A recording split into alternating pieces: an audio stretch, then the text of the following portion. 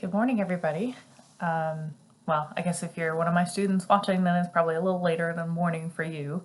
But you can tell with the sunshine coming through the music room, it's morning over here. So today I wanted to talk about modulations. So if you're in my 202 course, this last unit of your ear training course will cover modulations. So that's the new thing. So you've probably already learned in your theory courses about tonicization, which is making another chord feel like an arrival point. So modulation is similar to tonicization, but there's not really a clear line as to, well, is this tonicizing something or am I in a new key here? So that is because sometimes you might be listening to a piece and a short passage that modulates or tonicizes a new key center could be convincing enough to you as the listener to register, oh, I'm in a new key. But for some other listeners, it might not be. So for that reason, there's not a clear distinction between modulation and tonicization. But things like cadences in the new key, length of time that you spend in the new key, whether or not you go back to the original key, things like that determine whether or not you want to justify it as a tonicization or a modulation. So before we talk about modulations, let's talk about key relationships, because that's going to be important.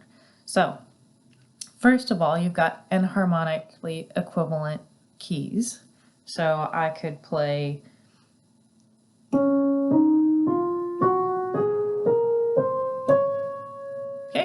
I could play D flat major scale.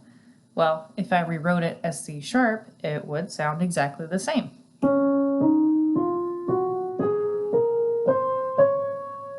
So those keys are enharmonically equivalent keys.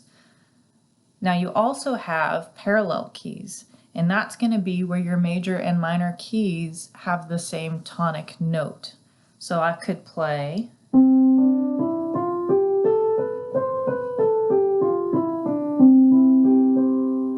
C major, or I could play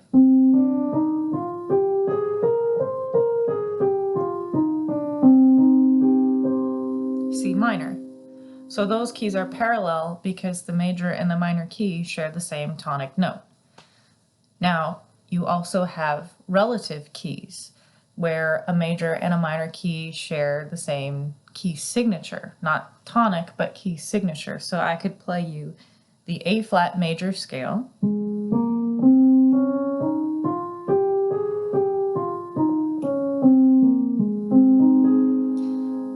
now those same notes also make up the F minor scale.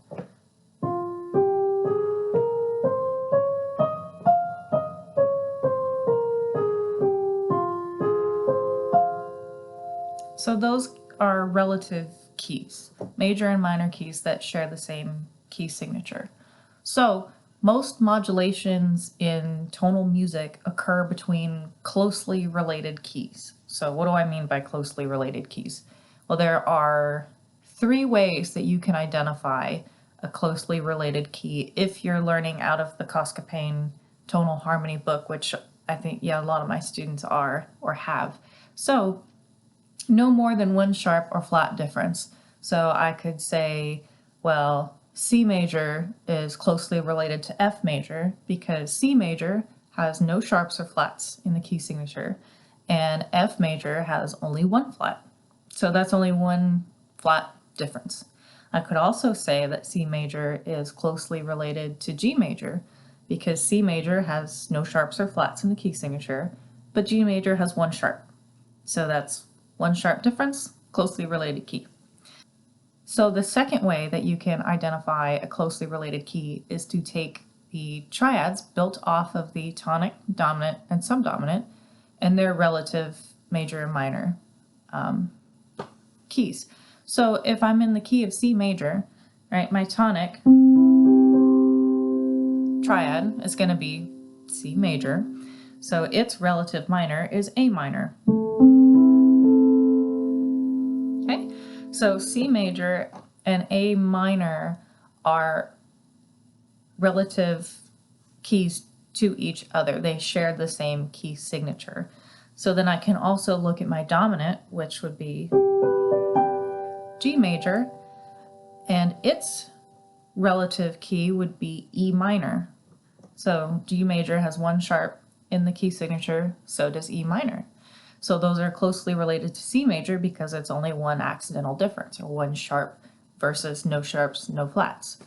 So then I could look at the subdominant, which would be F, my diatonic triad.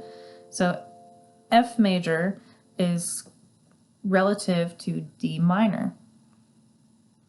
So they share the same key signature. F major has one flat in the key signature, and so does D minor. And that's only one accidental difference from C major. You can also do this for the minor keys too. So if I'm in C minor, I'm taking my diatonic triads, so tonic, C minor.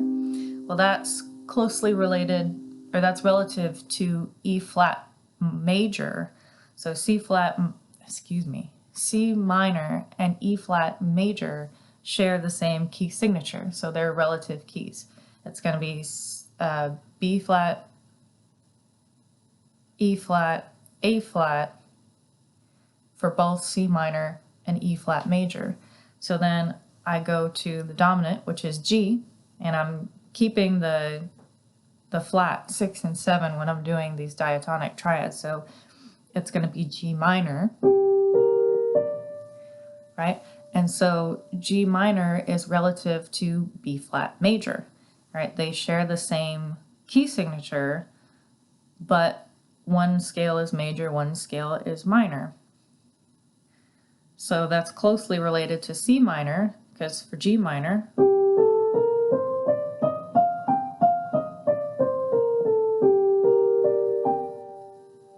you've got two flats in the key signature, B flat and E flat, and same for B flat major. And that's only one flat difference from C minor.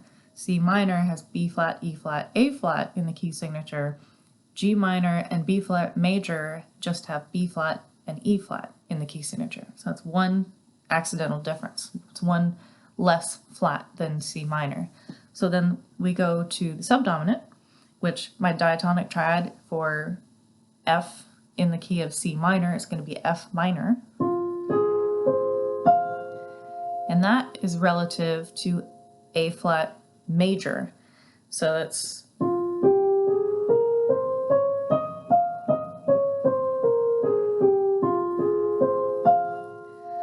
that's going to have one more flat than C minor.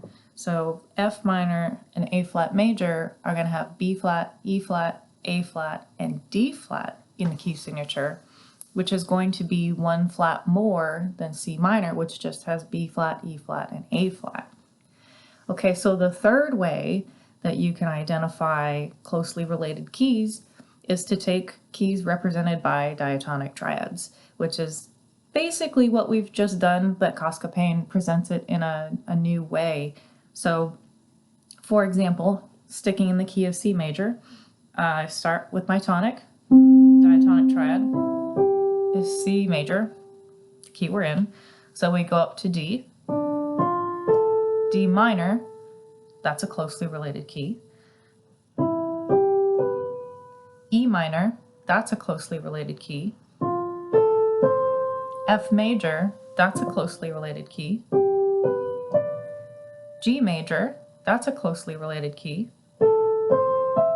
A minor, that's a relative and closely related key. B diminished, you can't have a key center for a diminished triad. You're never going to have a diminished triad that sounds like home. So B diminished doesn't factor into a closely related key. And then back to tonic. And again, you can do the same thing for the minor. So let's do C minor, diatonic triad, C minor. D diminished, and remember we can't have a diminished chord as home. You're not ever going to arrive at a diminished chord. A diminished chord is always going somewhere, so it doesn't imply a key here. So we'll skip it. E flat major, closely related key to C minor. F minor, closely related key to C minor. G minor, closely related key to C minor. A flat major, closely related key to C minor. B flat major, closely related key to C minor. And then back to tonic. So no matter what of the three methods you use to identify closely related keys, there's always going to be 5 closely related keys to a given key center. So all other keys are distantly related, not closely related, distantly related. So in Western music, specifically in tonal Western music, modulations by and large tend to occur between closely related keys rather than distantly related keys, though you certainly have that occurring. It's just not nearly as prevalent. So let's talk briefly about how modulations can occur. So if you are in Dr. Beard's theory class, you've probably already been exposed to C-scape. So C, letter C, scape. And that's going to help you remember the 6 different ways that music can modulate. So the first one is common chord modulation. That's your C, common chord. So it is just what it sounds like. You are going along listening to a chord progression or a song, and you have a pivot chord, which is a chord that is diatonic in both keys. And that is used to get you from one key to a new key. Later on today after class, I'll post another video of actually playing through each of these examples. So we'll move on for now. So the second one is your S of C-scapes, and that stands for sequential modulation.